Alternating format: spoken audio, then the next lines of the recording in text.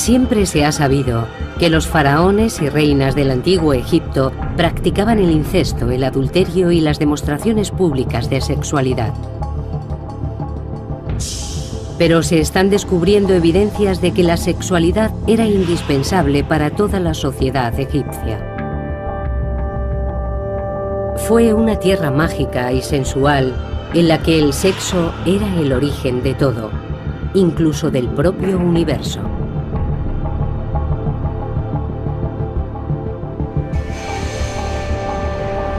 El sexo en la antigüedad. Egipto.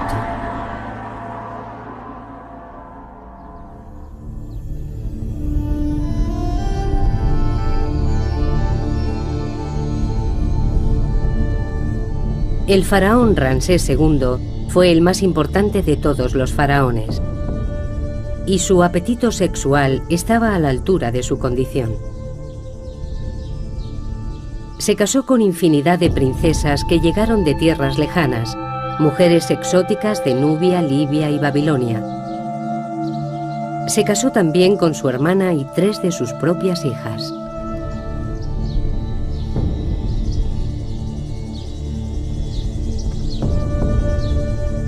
En el momento de su muerte, en 1213 a.C., a la edad de 91 años, Ramsés aseguraba haber tenido más de 20 reinas y multitud de amantes o concubinas. En los textos antiguos se recoge que fue padre de más de 100 hijos.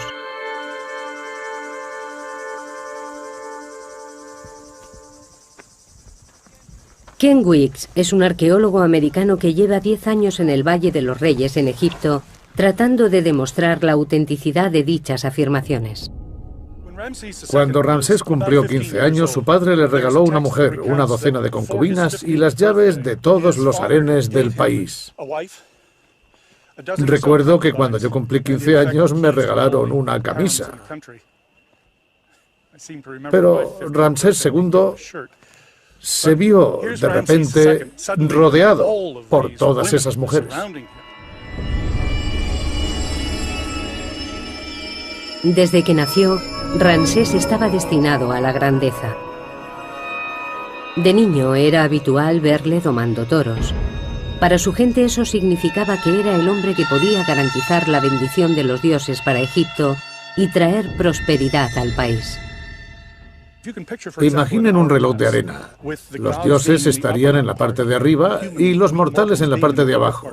El faraón sería el nexo de unión entre las dos esferas y toda la comunicación que pudiera establecerse entre esta vida y el más allá debía hacerse a través del faraón. Esto le situaba en una posición extremadamente importante. Los dioses expresaban sus deseos a través de la figura del faraón. Era el gran comunicador, el que permitía el alba y el crepúsculo, la salida de la luna, el éxito en la crecida anual del Nilo. Todos estos mensajes de los dioses dependían del faraón y de su capacidad de transmisión entre los dos niveles. Una de las tareas fundamentales del faraón era garantizar que los dioses trajeran fertilidad a la tierra y al Nilo. Durante una ceremonia anual se masturbaba en el agua. La fertilidad del faraón estaba estrechamente ligada con el éxito de la cosecha. Para el pueblo, la potencia sexual del faraón, su dios en la tierra, era igualmente importante porque creían que era el sexo lo que había dado lugar al mundo.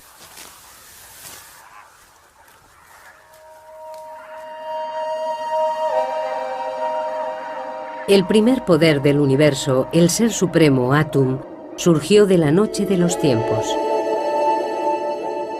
Se masturbó y se convirtió en el dios Sol, Ra. Su semen dio nacimiento a los primeros seres divinos, Su, el dios de la luz y el aire, y su hermana Tefnut, la diosa de la humedad. Su vagina creó el rocío de la mañana. Su amor incestuoso creó a Nut, el cielo, y Geb, la tierra.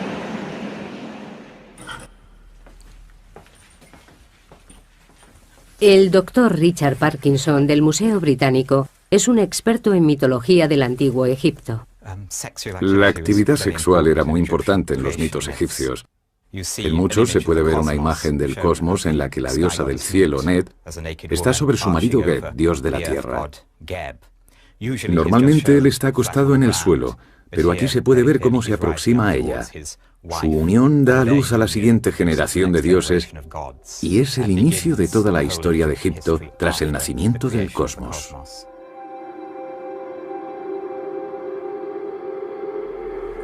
Los estudios de Richard Parkinson sugieren que solo el faraón y sus sacerdotes más allegados podían admirar estas representaciones íntimas de los dioses. En este papiro podemos observar otro ejemplo del icono religioso cuya carga sexual es bastante insólita para nuestra mentalidad moderna. Podemos ver una viñeta del cosmos en la que el cielo de la noche, representado como una diosa, está postrada sobre el dios de la tierra Geb. Y la autorregeneración de la fertilidad de la tierra está representada por una autofelación del rey, dando pie a una escena que en la cultura occidental presente solo se daría en el género pornográfico, mientras que en el antiguo Egipto se podía encontrar en las más altas esferas del arte religioso. Estos papiros pertenecían a una sacerdotisa, una mujer de la élite, y estaban colocados en un lugar sagrado de su tumba.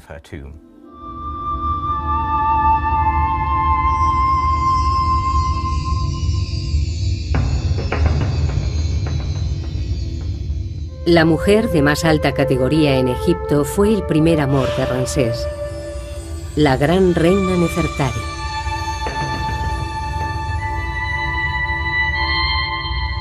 Murió en el 24º año de su reinado. Fue enterrada en un sepulcro espectacular.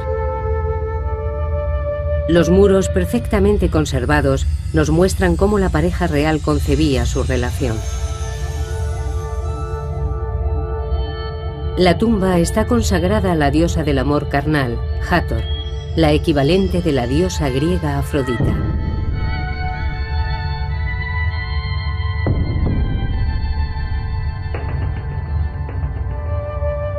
La reina Nefertari y la diosa Hathor están representadas con el mismo tamaño. En el arte religioso egipcio, el tamaño era muy importante.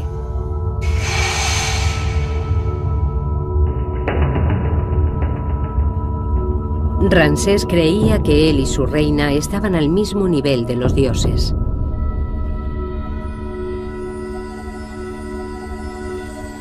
Ramsés solo tenía 48 años cuando la reina Nefertari murió. A la manera de los dioses cometió incesto.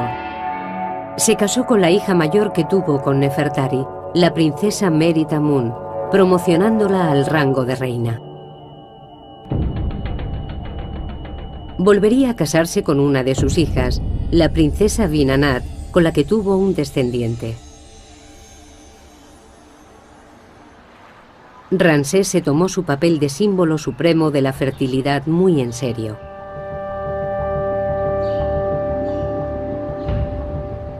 Ken Weeks ha recorrido Egipto para probar las hazañas de Ramsés. En al menos 10 templos a lo largo de Egipto grabó las paredes con escenas de procesiones formadas por sus hijos. En una están representados nada menos que 29 junto con procesiones de sus hijas en orden de nacimiento. Y en cada caso una leyenda que detallaba su nombre y sus títulos. Ningún faraón dio tanta importancia a sus hijos como lo hizo Ramsés. Son objeto de frecuentes referencias en textos históricos que redactó acerca de las actividades de su reinado. Comprobarlo ha sido una tarea complicada. La tumba de Ramsés en el Valle de los Reyes fue destruida por una inundación. Sin embargo, su cuerpo, con más de 3.500 años, permanece en el Museo de Antigüedades de El Cairo. Cada día, cientos de personas visitan la momia del hombre que vivió como un dios, rodeado por sus hijos, sus mujeres, sus amantes y sus esclavas.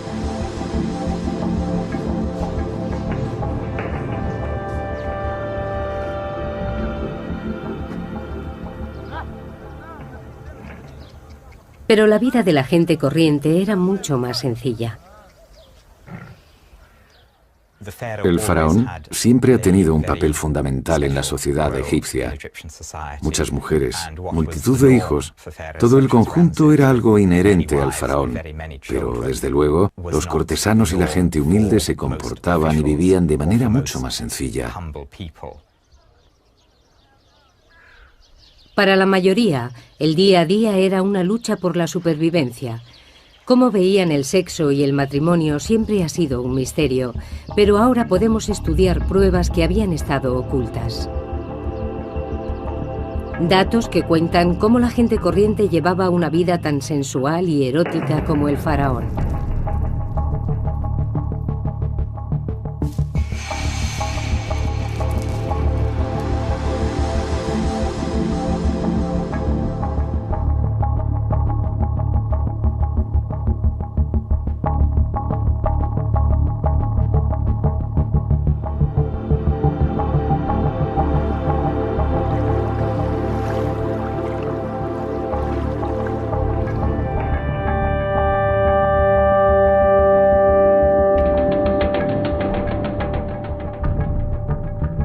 Los reyes y reinas del antiguo Egipto vivían como dioses en un mundo en el que para ellos la potencia sexual era un deber religioso. Pero poco sabemos acerca de cómo vivía y amaba el resto de la población. Muchos restos fueron arrastrados por las crecidas del Nilo.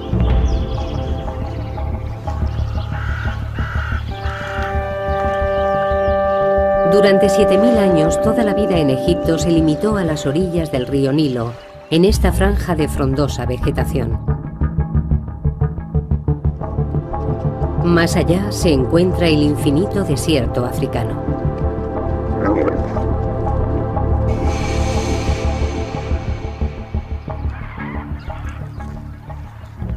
Excepto algunos templos reales y tumbas, las construcciones del antiguo Egipto son de ladrillo de barro. A lo largo de los últimos 200 años, las crecidas anuales del Nilo han destruido casi todo rastro de la historia antigua.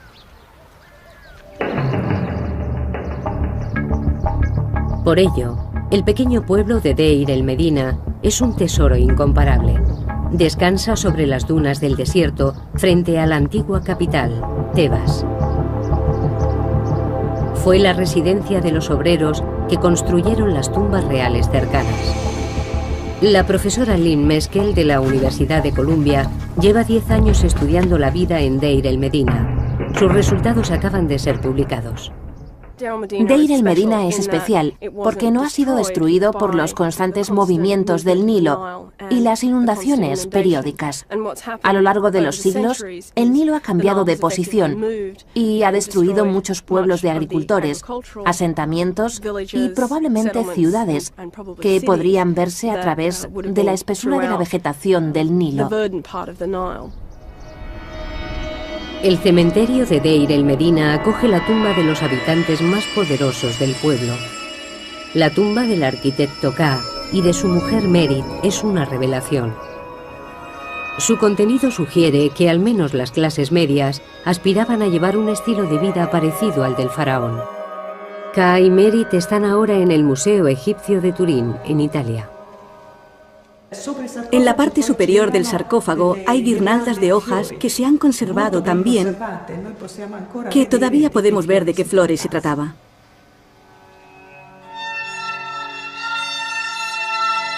El aire seco del desierto ha conservado cada detalle de la tumba de 3500 años de antigüedad de Ka y Merit.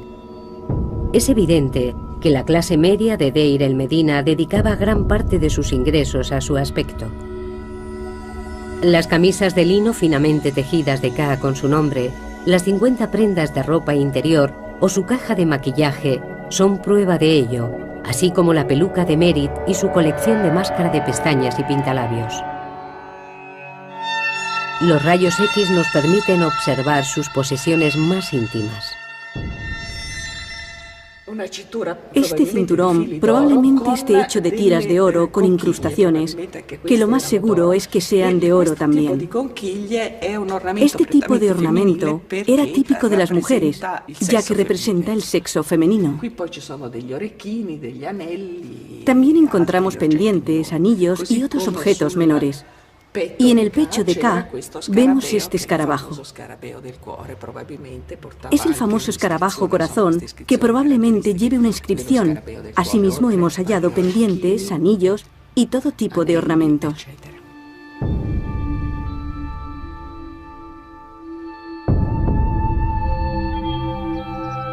Tanto hombres como mujeres llevaban gran cantidad de ornamentos como joyas, pendientes, brazaletes, anillos, y ambos utilizaban maquillaje, especialmente máscara de pestañas.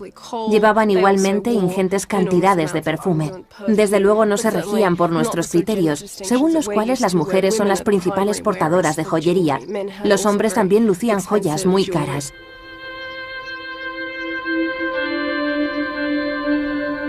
Este deseo de llevar una vida sensual se hace patente en la tumba de un capataz llamado Ipei.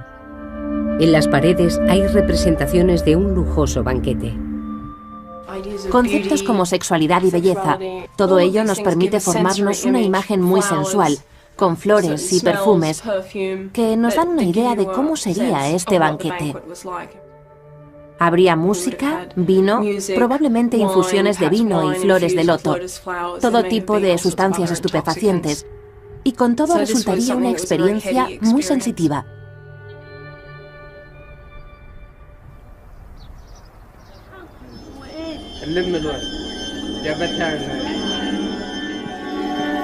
Los habitantes de Deir el Medina eran artesanos.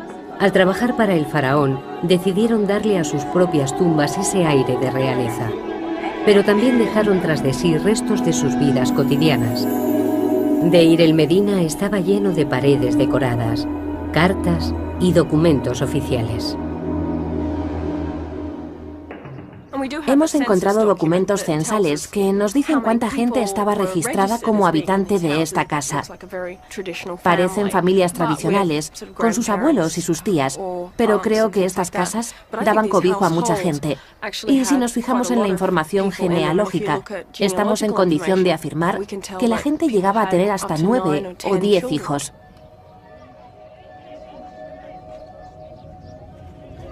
Se parece mucho a la vida de los actuales habitantes de Egipto. Los animales y los seres humanos comparten espacios comunes. El tejado es el centro vital. La gente pasaba mucho tiempo en el tejado. Dormían allí, ya que es un lugar muy fresco, sobre todo durante el verano, y se desarrollaban otras actividades, como la cría de animales. Eso es algo que se da todavía en nuestros días. También tendían la ropa. Utilizaban cualquier espacio libre disponible.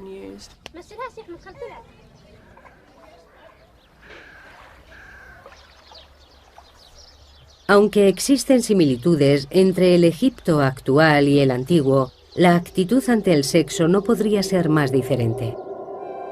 Cuando el francés Bernard Bruyère realizó las primeras excavaciones en Deir el Medina en 1900, encontró en todas las casas demostraciones públicas de imaginería erótica.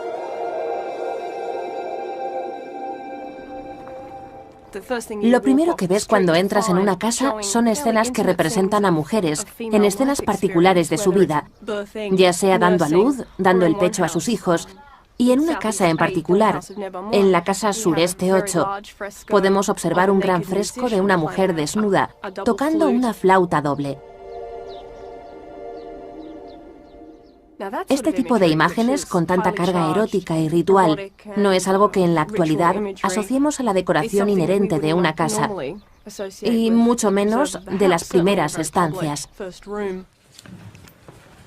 Además de las pinturas eróticas, Deir el Medina estaba lleno de objetos sagrados, utilizados probablemente en rituales de fertilidad. Estos objetos fueron tomados por muñecas durante muchos años, ya que son pequeñas representaciones de mujeres y en muchos casos con peinados muy elaborados. Pero al final quedó claro que se trataba de objetos con gran carga sexual, ya que los genitales femeninos están claramente representados.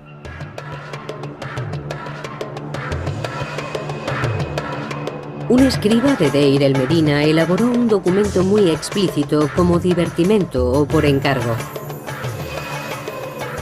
El papiro erótico de Deir el Medina empieza con escenas normales de animales hasta que repentinamente cambia de tono.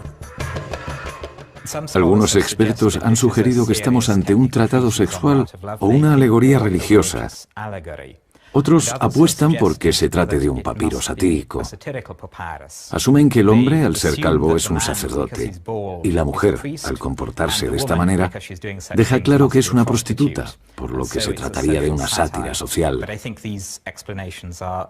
Pero creo que estas explicaciones son un tanto rígidas y académicas. Todo el papiro se desarrolla claramente en un contexto humorístico, como una parodia.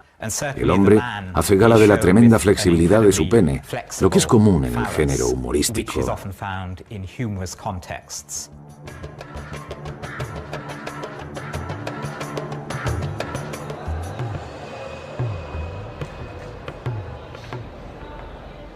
Estos hallazgos con 1000 años de antigüedad han sido muy estudiados. Cuando se descubrieron, nadie pensó en exponer tal imaginería sexual públicamente. Hubiera sido ofensivo y simplemente escondieron estos objetos.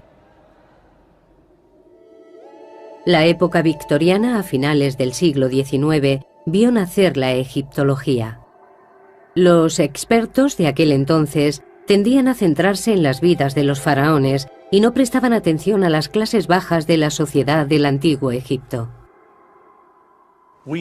Actualmente estamos muy interesados en lo que pudiera pensar y sentir el hombre de la calle, qué hacían en su tiempo libre los escribas y los hombres que pintaron estas paredes.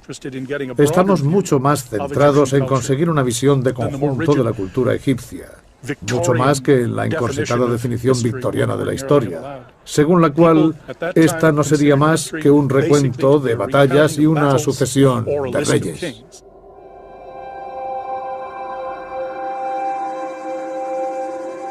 Los primeros arqueólogos no eran partidarios de estudiar objetos sexuales. Cerca del Valle de los Reyes, en Deir el-Bahari, los obreros de Deir el Medina erigieron un enorme templo mortuorio para la reina Hatshepsut.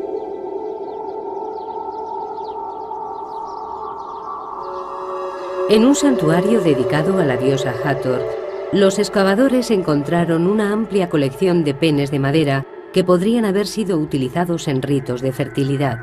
Desde su descubrimiento han permanecido almacenados en el Museo Británico. Estos son algunos de los penes de madera encontrados en las excavaciones del templo de Hathor de Rabawi a principios del siglo XX. Fueron encontrados en cestas colocadas alrededor del santuario y, por supuesto, no fueron referenciados con los informes originales de las excavaciones. Todavía no está claro en qué contexto se utilizaban o cuál era su función.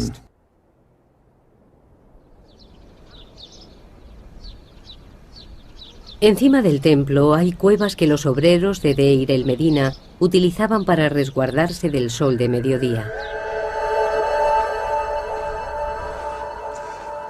En una de ellas encontramos una pintura del antiguo Egipto.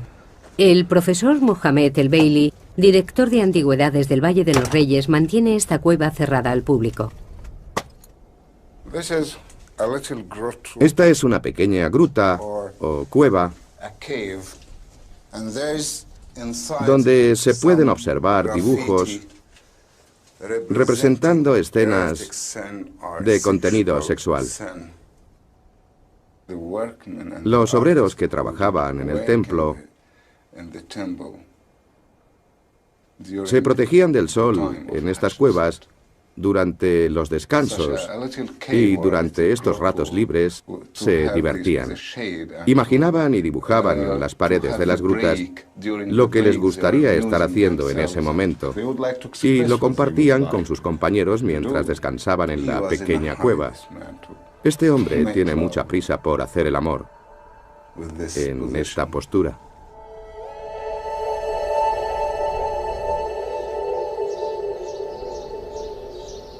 La imaginería explícita estaba presente en la vida egipcia desde los templos reales hasta las cuevas de los obreros. Pero hasta ahora nadie ha averiguado el motivo.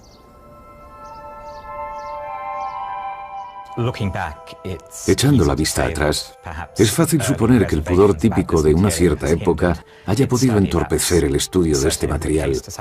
Pero no hay que olvidar que cada época tiene sus tabús y temas de los que la sociedad prefiere no hablar. Los documentos encontrados en Deir el-Medina están empezando a dar una idea más clara de por qué los antiguos egipcios estaban tan obsesionados con el sexo. Te dejaré admirar mi belleza, cubierta por una túnica del mejor lino, empapada de aceite de canela.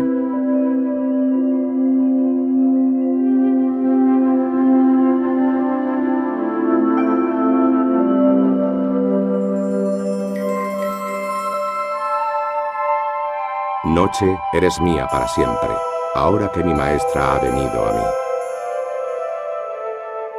La beso y sus labios me responden. Estoy muy excitado incluso sin haber bebido cerveza. Los fragmentos de poesía amorosa y la imaginería encontrada en Deir el-Medina sugieren que este era un pueblo en el que el sexo no era un tema tabú. Es probable que no se ocultara ni a los propios hijos. Hay ciertas imágenes en las que observamos a una pareja en el acto sexual, en presencia de niños, lo que nos indica que la idea de que este tipo de actos deban ser ocultados a los niños es una concepción occidental y perteneciente a la tradición europea. Y si nos fijamos en la historia de Europa, nos daremos cuenta de que hace varios siglos las familias vivían todas juntas en casas muy pequeñas, compartiendo la misma habitación y a veces la misma cama. Creo que tenemos que recalibrar nuestras sensibilidades a este respecto. Tenemos que superar la idea de que se trata de algo ritual. Realmente formaba parte de la vida doméstica. Para los egipcios estas esferas se entremezclaban fácilmente.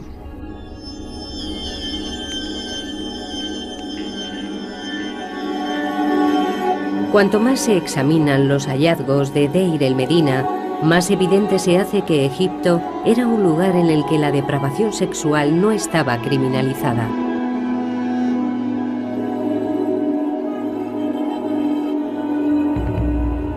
En el pueblo, Paneb, un ladrón y asesino con un apetito sexual insaciable, se acostó con todas las mujeres del pueblo, ganándose la enemistad de muchos. Su comportamiento fue denunciado y está recogido en el registro del tribunal de Deir el-Medina. El escriba recoge testimonios que aseguran que Paneb se acostó con varias mujeres casadas, incluidas una mujer llamada Hel y su hija Wegbet, que luego le entregó a su hijo, Arpekti, que se acostó a su vez con ella. Creo que el escriba se lo pasa muy bien y disfruta mucho recogiendo estos testimonios en contra de Paneb. Cuando escribe las palabras realizar el acto sexual con Neg, al principio del documento, está escrito con muchas florituras que dan la sensación de que realmente disfrutaba difamando el nombre de Paneb.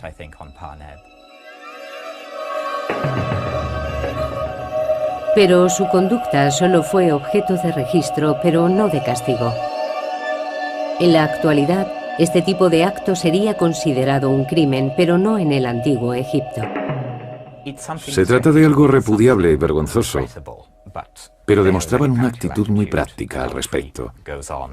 El adulterio era algo común, y por ello no merece el castigo de la muerte. El matrimonio parecía ser frecuente, pero los registros del pueblo dan fe de que el divorcio también lo era. De lo que se trata realmente es de matrimonios en serie. Era normal que la gente se casara 3 o 4 veces. Hay casos conocidos de mujeres también, que se casaban con varios hombres en diferentes momentos, manteniendo relaciones paralelas. El concepto de matrimonio era muy informal. La frase utilizada para referirse al matrimonio era encontrar casa juntos. No había ceremonias, simplemente vivían con su pareja. No había códigos civiles. El matrimonio no estaba regulado.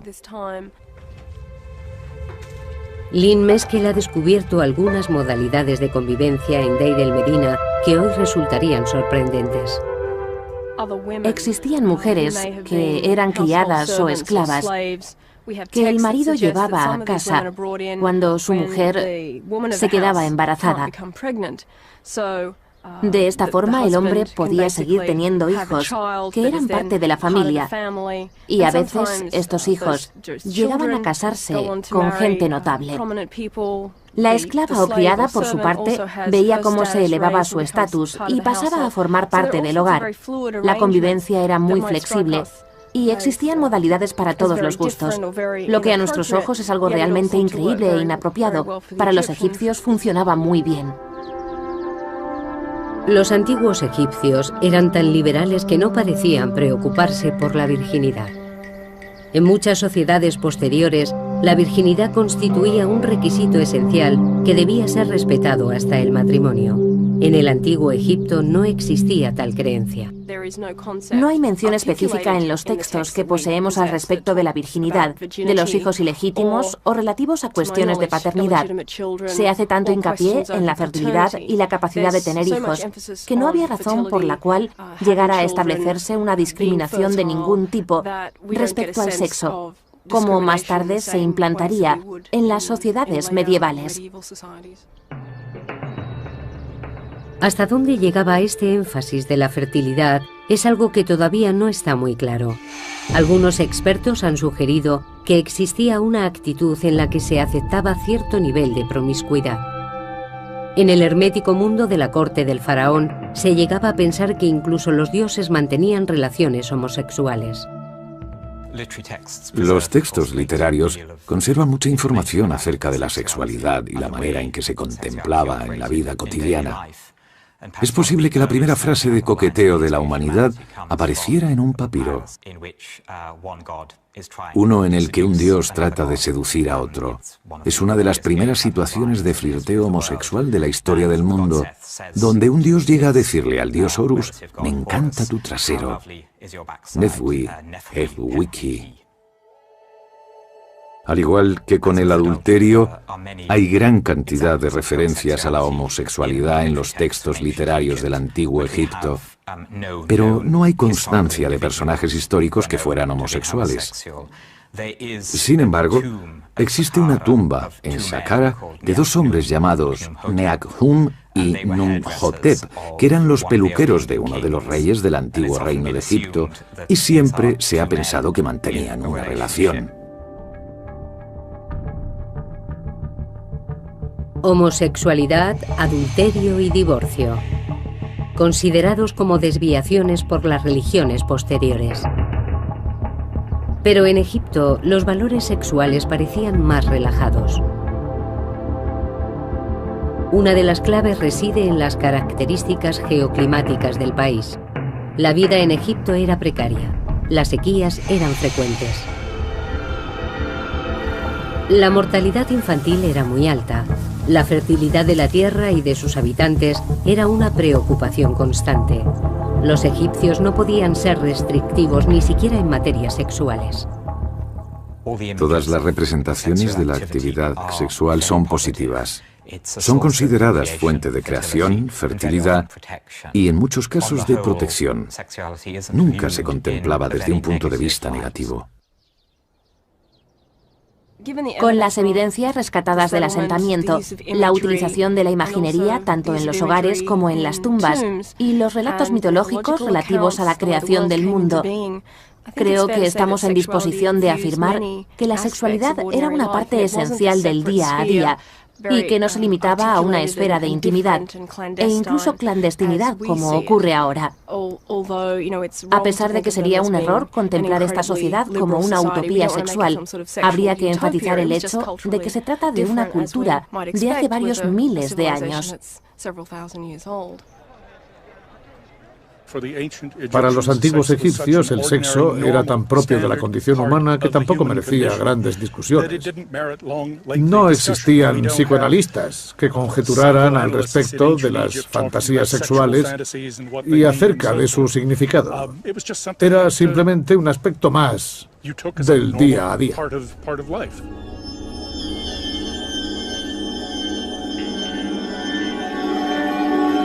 Los antiguos egipcios estaban lejos de sentirse acomplejados o culpables respecto al sexo. Por el contrario, el temor que existía era el de la infertilidad. El faraón podía contar con el apoyo de los dioses, pero la gente corriente no tenía acceso a los templos reales. Tenían que conformarse con recurrir a dioses menores y a la magia.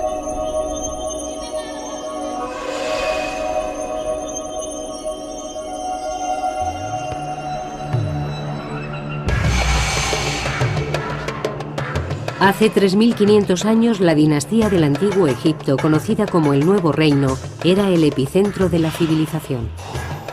A pesar de que ciudadanos corrientes como el arquitecto Ka y su mujer Merit mantuvieran una actitud relajada respecto a las relaciones sexuales, existían ciertos temores como ser estéril o que hubiera complicaciones durante el parto. Todo el proceso requería la protección de la magia.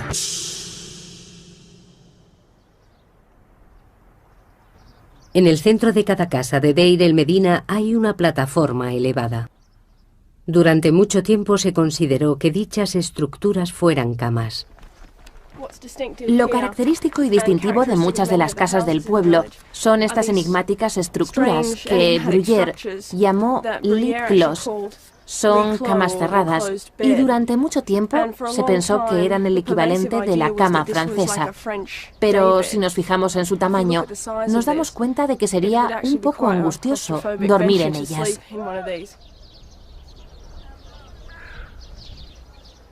Lynn Meskel cree que son altares en honor a dioses menores de la fertilidad.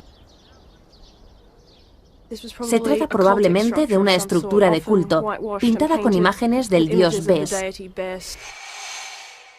El dios Bes tenía una apariencia grotesca. Es posible que fuera representado ahuyentando a los demonios. Se puede apreciar, sobre todo en cómo saca la lengua, una actitud particularmente agresiva.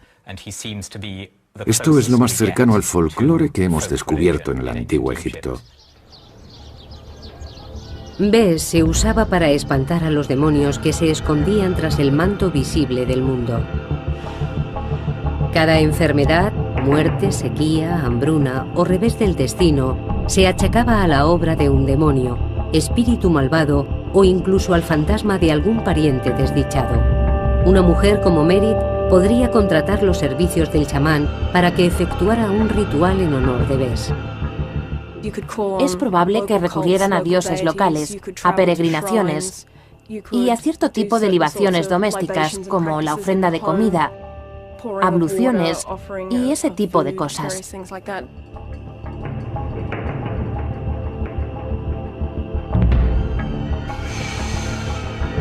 Por encima de todo, las mujeres recurrían a la magia para el parto. El parto era uno de los momentos más peligrosos en la vida de una mujer. Nos consta que la tasa de mortalidad infantil era muy alta, con lo que existía una demanda muy alta de rituales y amuletos de protección de todo tipo.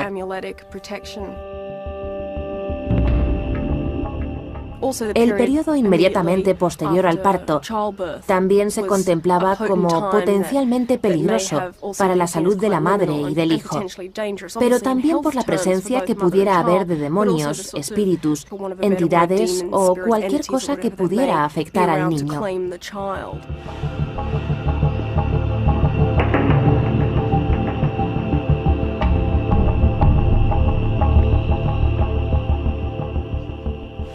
Muchos artilugios sagrados de la cultura egipcia han llegado en muy buen estado hasta nuestros días, tales como estas varas de marfil, utilizadas por los magos y sanadores durante los rituales de protección de los niños y mujeres, lo que se hacía antes, durante y después del parto.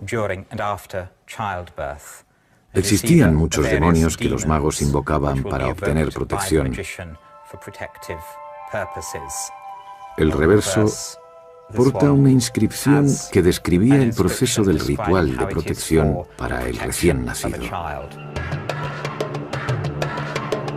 Los hombres del antiguo Egipto también se sometían a procesos mágicos para asegurar su fertilidad. Su principal objetivo era tener un descendiente varón. Un hechizo que un hombre podía conjurar para que una mujer se acostara con él se obtenía mezclando esencia de aceite de rosa y una cabeza de pescado seco del Nilo.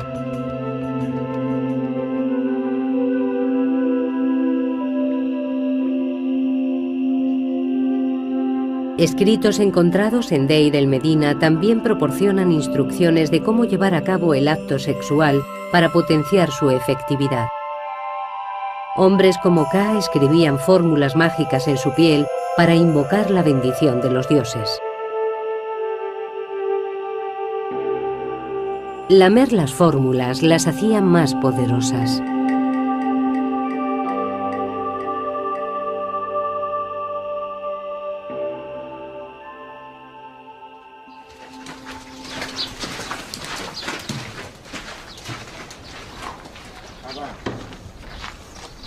La preocupación por la fertilidad de los egipcios no se detenía con la muerte.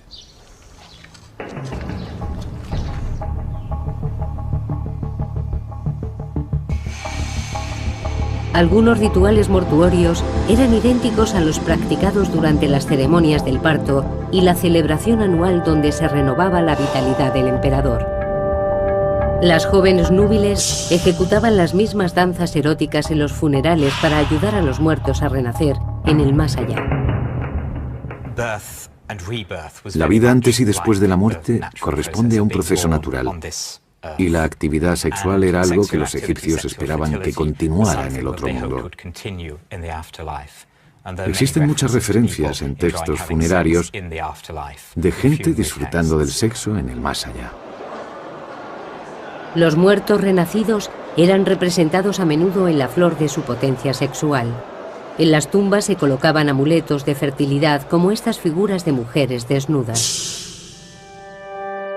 Esta preocupación por la fertilidad estaba presente en todos los ámbitos de la civilización egipcia.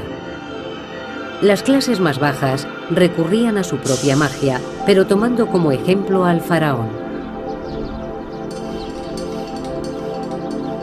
Y el gran faraón Ramsés II nunca los decepcionó. Muchas pinturas nos cuentan que fue padre de más de 100 niños. Sabemos poco sobre la familia de los faraones. En muchos casos no conocemos ni el nombre de sus mujeres. Nos encontramos con muchos problemas a la hora de establecer relaciones genealógicas. No sabemos dónde están enterrados los hijos e hijas de los reyes. Ramsés II es una excepción. Se esforzó mucho porque sus hijos tuvieran un puesto de honor en las crónicas, al menos los hijos de sus mujeres más notorias. Los niños eran jóvenes que podrían haber optado a suceder a su padre, y en su caso al menos tuvieron funerales de estado, aquí, en el Valle de los Reyes. Pero nadie ha encontrado las tumbas de ninguno de los hijos. ¿Decía Ramsés la verdad?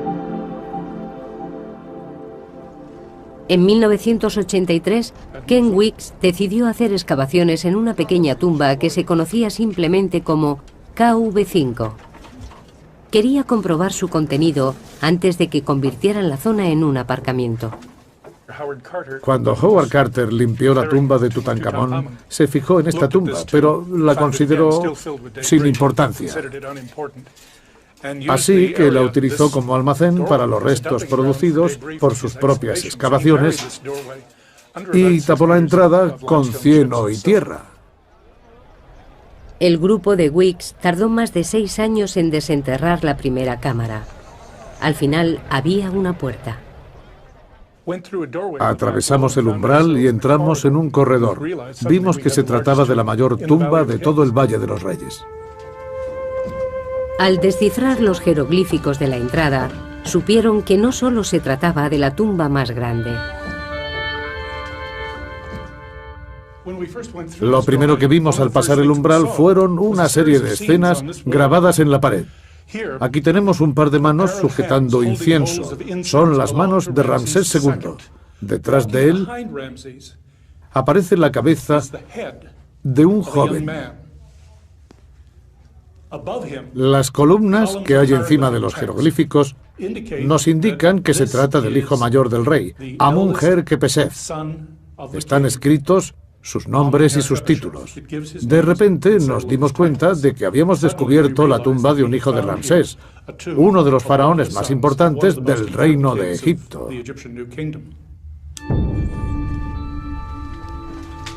Los egiptólogos han creído durante mucho tiempo que Ramsés tuvo más de 100 hijos, pero hasta ahora no se habían encontrado pruebas. Ken Weeks acaba de publicar sus informes preliminares sobre KV5. Cree que puede haber encontrado un complejo de tumbas único, encargado por Ramsés para dar sepultura a sus hijos, a muchos de los cuales sobrevivió. Se trataba probablemente del único mausoleo familiar de todo el antiguo Egipto. Fijaos, por ejemplo, en esta maravillosa figura de Hathor. Precioso rostro. Desgraciadamente, ha sufrido muchos daños causados por las crecidas del Nilo.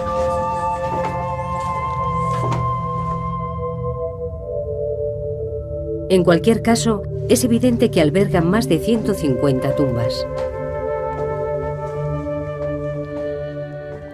Esta tiene 30 metros. Está excavada en la falda de la colina. Hay una serie de puertas, 16 concretamente dispuestas a cada lado del corredor. Está exactamente como lo encontramos. No hemos realizado ninguna prospección aquí. El equipo solo ha excavado una parte, pero ya han encontrado las tumbas de 6 de los hijos de Ramsés II y los restos de 4 más. Hemos encontrado restos momificados de 4 hijos de Ramsés.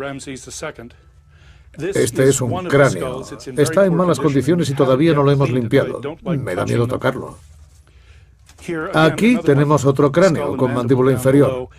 Estoy prácticamente seguro de que se trata de un hijo de Ramsés II. También tenemos un esqueleto completo en la segunda cámara de la tumba. Lo hemos cubierto otra vez para evitar cualquier tipo de contaminación. Esperamos ser capaces de practicarle algunos análisis. Si no pueden ser pruebas de ADN, al menos rayos X y análisis estadísticos de materiales. Los compararemos con los restos momificados de Seti I, Ramsés II y Nerneptah, con los que es posible que haya tenido alguna relación.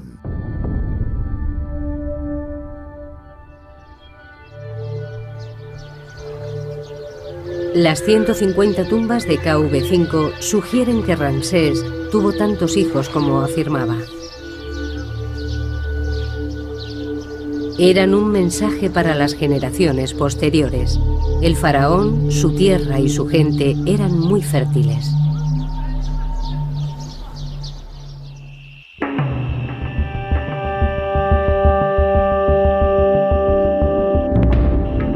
En el antiguo Egipto, el acto sexual formaba parte del día a día, de la religión, de las supersticiones, la vida doméstica e incluso los espacios públicos. Pero pronto llegarían tiempos en los que el acto sexual pasaría a ser considerado oculto, privado, cargado de culpa y vergonzoso.